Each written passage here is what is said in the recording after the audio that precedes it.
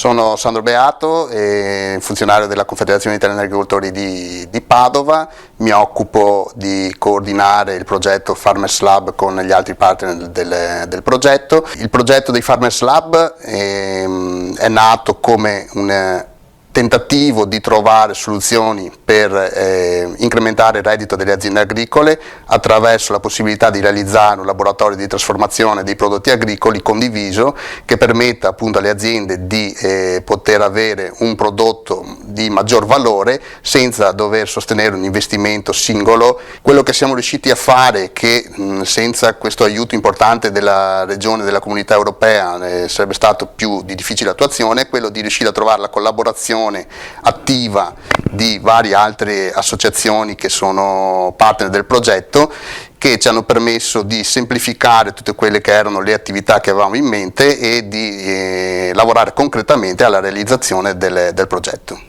Il gruppo operativo Farmers Lab parte dalla necessità dei piccoli e medi agricoltori di poter dare maggiore valore aggiunto alle proprie produzioni e aumentare la life cycle del prodotto. Attraverso la trasformazione, infatti, i prodotti agricoli possono aumentare il proprio valore, che però in questo momento rimane in mano ai trasformatori.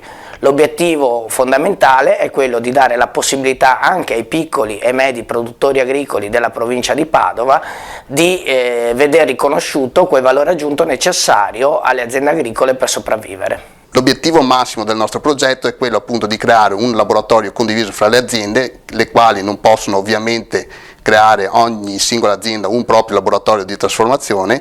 Attraverso questo laboratorio le aziende possono risparmiare sui costi di trasformazione e quindi avere un maggiore valore aggiunto al proprio prodotto. Ho portato per la prima volta, grazie al gruppo appunto operativo e alla misura 16.1, è quello del hackathon, o in particolare l'Agri Hackathon, come è stato rinominato, grazie alla fondazione Trust Future Food Institute, che con questo format ha consentito di mettere a confronto, cooperare soggetti diversi come agricoltori, esperti del settore food packaging, che per la prima volta hanno sperimentato una nuova forma di cooperazione e di sviluppo di idee che sono poi la sostanza del progetto Farmers Lab. Farmers Lab ha consentito a tutti i partecipanti del gruppo operativo e anche in qualità di innovation broker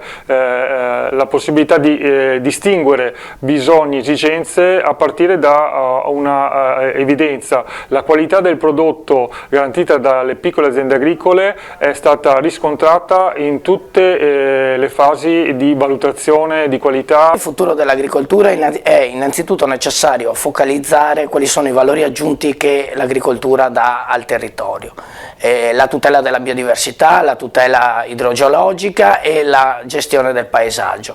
Questi elementi possono esistere solo se dietro alle aziende agricole gli agricoltori riescono a vivere del proprio lavoro. L'elemento di innovazione che è stato identificato come necessità per sviluppare quindi un potenziale rispetto alle piccole aziende agricole è quello della condivisione di servizi, di cooperazione in termini commerciali per poter dare visibilità ai propri prodotti e raggiungere un mercato più ampio di quello attualmente appunto raggiunto con la vendita diretta. Questa misura 16.1 del PSR permette alle aziende di sviluppare idee che magari rimangono sempre nel cassetto perché magari sono progetti troppo ambiziosi o troppo di difficile realizzazione per un'azienda singola. Favorendo la cooperazione fra le aziende agricole e le imprese e i soggetti esterni al mondo agricolo si permette alle aziende agricole e al mondo dell'agricoltura di sviluppare progetti che attualmente non sarebbero realizzabili.